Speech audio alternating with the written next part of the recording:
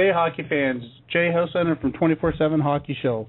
Today, our guest is none other than the NOJHL Commissioner Rob Mazzuca from Sudbury, Ontario. How are you today, Rob? I'm doing well, Jay, and yourself? Good. How's the weather down in Sudbury tonight? Oh, rainy, cold. Fall's here, summer's over. Preparing for hockey season. When did it ever end? Exactly. Like you say, you maybe get a week here and there just to see the sun for a minute, but that's about it, right? That's correct. Yeah.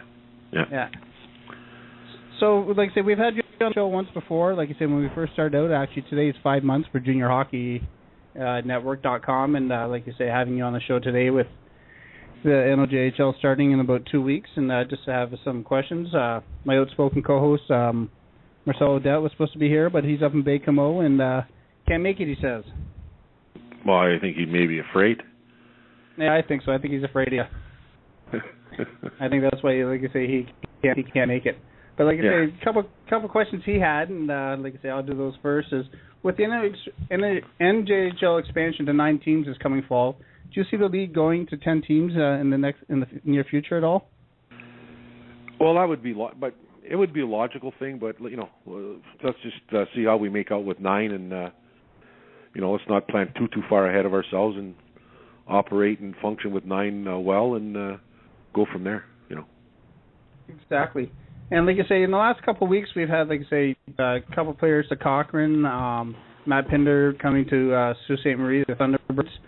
Some players returning home from Southern Ontario junior teams. Do you think if there's reasons for that, or boys just want to come home and play in the North? Well, the total number of players returning back north is 12 so far to date. There's a regulation in the OHF policies called E108, where if a player wants to come back up north, it's just a straight development fee, automatic release. So you got players like Pinder, and there's a couple other ones that are not announced yet coming, and there's quite a few of them up north that all want to return home. So that's a good thing for the league, and it's a good thing especially for the teams. Exactly. Like you say, with the NOJHL hosting the Dudley Cup next year, has anybody stepped up, showed interest in hosting the Central Canada Championship next year? There's been an expression of interest by 4 different organizations. We will you have to submit everything by September 1st, and there'll be a process involved, and hopefully the winning bid will be announced sometime in early October. So that they have time to prepare. Yeah, and that's the way it should be. Like a few years back, the last time we hosted the Dudley, Sudbury was supposed to get it, and then they backed out, and then North Bay Trappers gracefully came in and helped the league out, and they hosted it. So it was much appreciated by them, from us, and the league. So you got to plan these things well in advance. They should be announced well in advance because, there's a lot of planning that goes on. There's a host committee, a lot of stuff what the league has to do with the host committee. So you want to get organized, and you want the team, the winning host that's going to be hosting it, in the team to prepare well in advance, not just announce it 6 or 9 months before the event. Understandable. Now, we say with the NOJHL sending a record number of players to post-secondary schools in the 2013-14 season, what do you think contributed to the record number this year? Absolute hard work by every organization that moved players. They all should be commended. I know they work really hard themselves. You start in the Sioux and you work your way east and go up north. Each organization worked really hard to get their players recognized in scholarships and advance them to the next level. There were some players, last year in North Bay that are signed for the battalion this year. So the organizations should be commended for an outstanding job that they did in promoting their players to the next level. To the next level, exactly. And let's say this question here is, again, Marcel, he wanted me to ask me to get you. Like I say, with having a second league in Northern Ontario for 16 to 20-year-olds, is that hurting the NOJHL at all? I don't think it's hurting like we're losing players per se, but competition. Like they're a different model than we are. They got a different business model. They got a different operational model, and it's competition, and competition either makes you better, and that's a good thing. That's how I look at it. Exactly, and it's like you say, and we haven't seen it yet, so we can't compare the caliber until they hit the ice October 1st. So we don't really know what's going to come of it, right? Well, and like there's some things. The question is, like, they got 15, 16-year-olds. We have 16-year-olds. There's differences between the two, and that's fine. There's nothing wrong with that. So, but there are differences, and people have to know that, and that's how you have to go by it. Exactly. Me and you have had a couple of discussions about it, but like I say, now that we're on the air, about 15-year-olds playing junior A hockey without playing midget. What's your opinion on that topic? Well, my opinion is if they're good enough to play junior hockey, they should be able to play junior hockey. That is true development. I know, I'm saying this against the Canadian development model, but the fact, is that if a kid is good enough to play as a 15-year-old in junior A, they should be allowed to play. Now, the rule states that you can only play major junior. You can't play junior A. So we're losing quality kids down to U.S. Prep schools, and back several years ago. A prime example, there was a 15-year-old kid who couldn't play in the Ottawa League in the CCHL, so he went down to a prep school and played there for a year, and then came back and became the first overall pick in the Quebec League. And that kid was named Sidney Crosby. So you're telling me as a 15-year-old kid that Sidney Crosby couldn't play junior A? Or Connor McDavid couldn't play junior A as a 14-year-old? So these kids are good enough, and maybe they might be good enough, on the ice, but they got to be mentally good enough and strong enough. So there's a criteria there, but the criteria doesn't go far enough as far as I'm concerned, because they just go to major junior. I think kids would be better developed and prepared for the next level if they could play at our level. So if a kid's good enough at 15 to play junior A, and there's not really, Jay, that many. They call it the exceptional rule. That's why they call it the exceptional rule. There really isn't that many. And even 16-year-olds playing against 20-year-olds, there's not really that many, but there are a few. So if you're good, and we have it in our league, we have a 16-year-old policy where if you have more than two 16-year-olds, they have to play a certain amount of time on the ice every period. You got to be on the ice so many times, get so many shifts, play so many games. It's not developing the kid, the player, by sitting in the stands or sitting on the bench as a 16-year-old or a 15-year-old.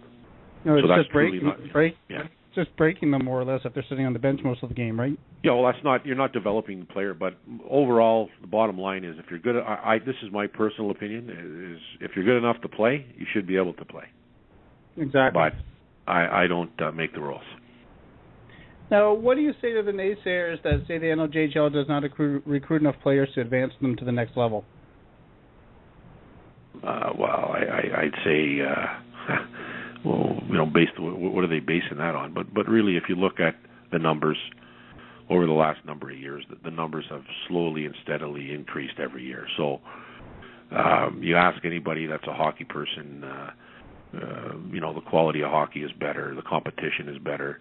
And it's almost ironic at the same time that the quality of hockey is better and everything else, that the amount of players moving on to the next level is higher. We got more kids being put in this league for development by major junior teams than we've ever had before. So the numbers speak for themselves. And it's just going every year. Example of, like say, this year with a record number of kids going on to post-secondary, right? Well, but the teams, the organizations themselves, they're the ones that are picking the players. First of all, they got to give credit where credit is due. They're the ones selecting the players on their roster that eventually are moving to the next level. So they're being developed throughout the year to make the player better. But at the same time, those players that they're developing throughout the year are being exposed, being called to scouts and schools and to the OHL and the CIS and the NCAA. So it's the organizations themselves that are better than they were before, and that's why you're getting a higher number of players moving on. Moving on. Now, with your at the annual general meeting this year, with the board of directors voting for 2 divisions this upcoming season, how is that going to help the league, and how? Well, just look. We had 9 teams, so you just look at the traveling first of all, right? So you're not going to have a balanced schedule with 9 teams or whatever. So you go 9 teams, 5 in the East and 4 in the West, 2 divisions, and play 52 games, unbalanced schedule, and it saves on travel, it saves on expenses, and that's the way it's going to be for this year. And everybody qualifies for the playoffs, right? Yeah, like in the East Division, the 4th and 5th place team will play the best 2 out of 3, and the winner of that, the 2 out of 3, will then go on to play the first place team in the 4 out of 7. So, like you say, and then the second and third will play in the East, and then the winner of those two series will play off, and then you'll have an Eastern winner, then you'll have a Western winner, then you'll have an overall championship, and the winner will be declared, and they're off to the Dudley Hewitt Cup in Fort Francis.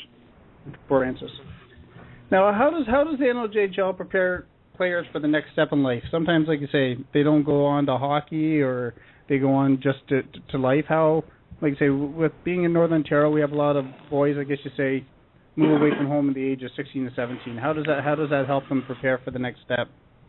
Well, I think it's the life experience to be involved.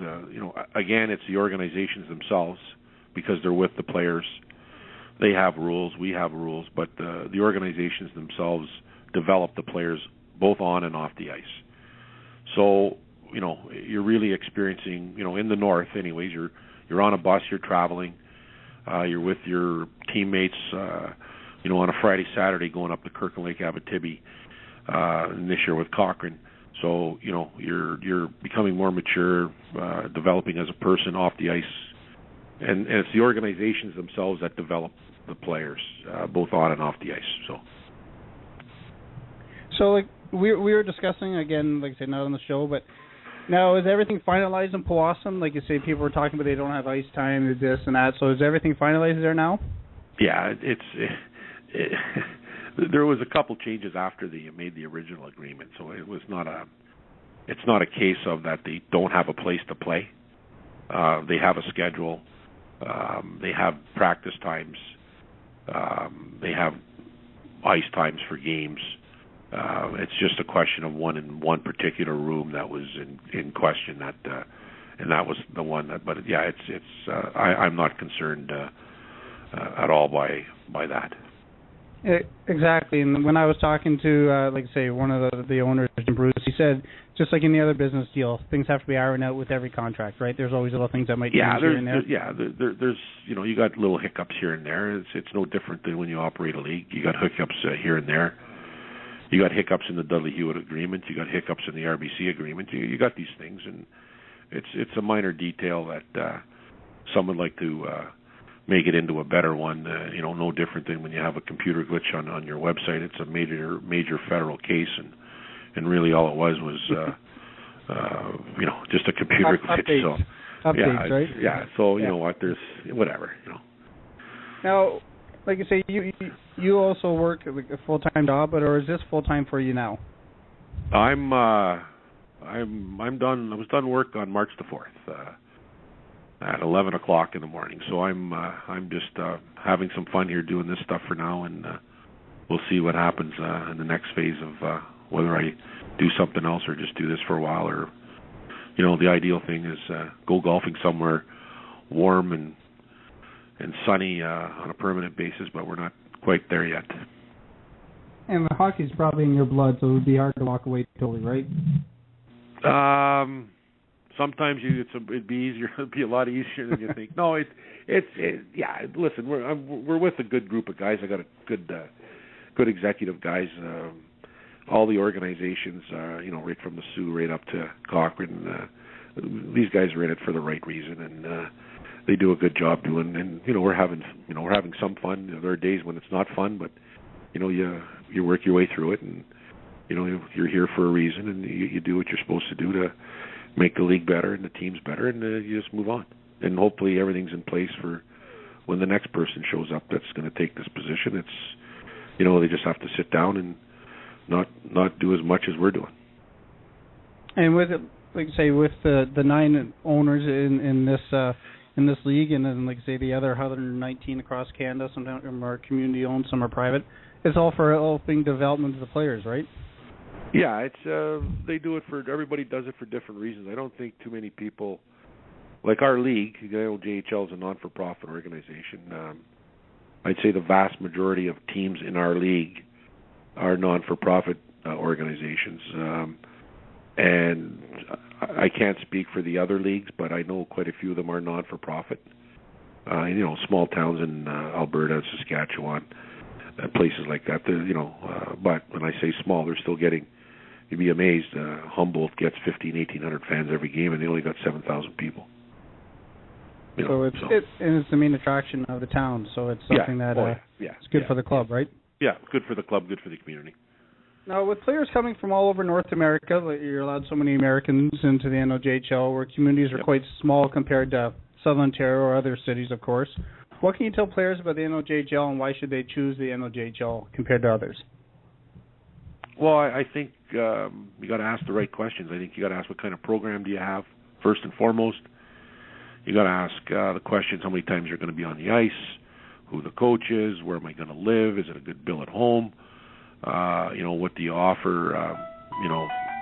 What do you offer for a package on?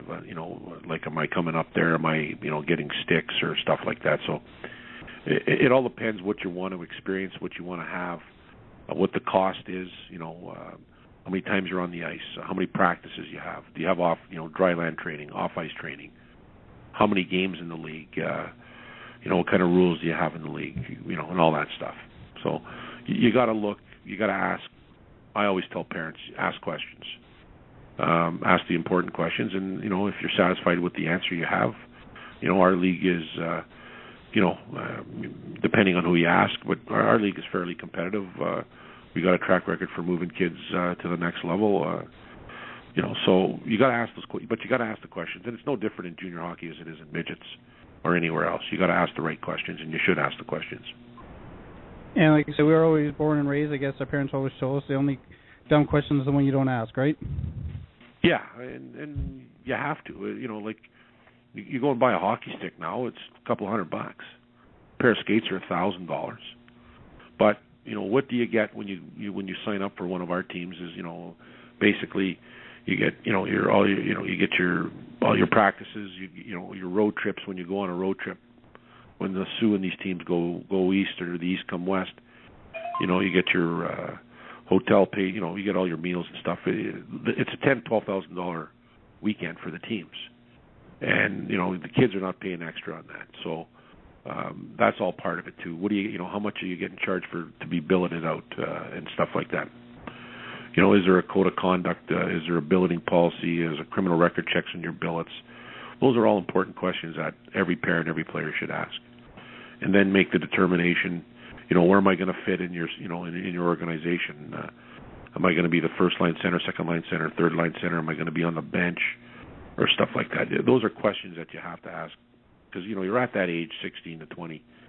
You're growing up, you're maturing, you're still young. Some kids are moved away from home, so those are the questions you have to ask. And you have kids like Blind River. I use, for instance, a goalie from Florida last year. Some players this year might be coming from BC. So when you're sending your 16, 17, 18-year-old son away, it's questions you need to ask so that you know where they're staying and who they're playing for, right? Yeah, well, it's every parent's responsibility, I think, to ensure that the safety of their kids, because you're entrusting the safety of your child with essentially strangers, right? And you want them to be reputable people, and so you got organizations in our league that have been around for, God knows how. Our league's been around for 50 plus years. You got organizations that have been around for a long time in our league. So that's a trust factor, just in the fact that they've been around a long time. And so those are questions you got to ask, and you should ask. And there are parents, kids that come a long way. Why we do what we do in Northern Ontario is, to provide an opportunity for kids to play from Northern Ontario. That was the whole reason why the league started back 50 plus years ago. And it's changed since then, of course, but that's basically what it is. We've got basically maybe 55 to 60% of our players are from the north, out of the 9 teams. And this year might be a lot higher, but it's not final yet. But because we got a lot of kids coming back. But it's just stuff like that. Now, one last question. Like I say, you've been just over 4 years now with the NOJHL. What have you seen changed since you started with the NOJHL? I got more gray hair, for starters. No, what's changed? I think the hockey's changed. It's gotten better. Competition's better. The competition amongst the teams is a lot better. I've noticed recruiting has become more intense. Guys are really competitive within their organizations against other organizations. It's gotten a lot tighter in a sense of it's more competitive both on and off the ice, which is a good thing. I've noticed quite a bit the penalty situation, the fights have dramatically dropped over the last 4 years. One thing that we have tracked in the last 3 years is concussions, which is a concern of mine and the leagues and the owners, because they've gone up. The first year we had 11, then 16 now, or I think 23 after last year. So, that's a concern from the league's point of view, but it's changed. But, it's getting better, more competitive. You've also implemented an anti-doping program for the NOJHL too. Yeah, right? we started that same time as a concussion. Now it's more of an educational thing, and that's the other thing we do. We try to do as best we can is we try to educate the kids on player safety with the concussion program. They all got to do a baseline test. So if they do get injured, we have something to measure it by, which is a pretty handy little tool, safety measure. We did the anti-doping, and then more educational stuff. And this year, I think there'll be a couple announcements, and then I can't say too much over the next couple of weeks on some corporate stuff, corporate sponsorship and partnerships that we're going to be having. So it's improving. It's a lot of work. The league is like I said, the players. I've noticed the players have gotten better in the last couple of years. It's more intense, and it's good hockey to see, good hockey to watch. Now, Rob, I can't thank you enough for being on our show tonight, the 24/7 Hockey Show, and you can catch this interview with Rob at juniorhockeynetwork.com. Follow us at JR Hockey Network on Twitter. Thank you. All right, Jay, thanks very much for the opportunity to talk to you. Have a good evening. Thank you. Bye-bye. Bye-bye.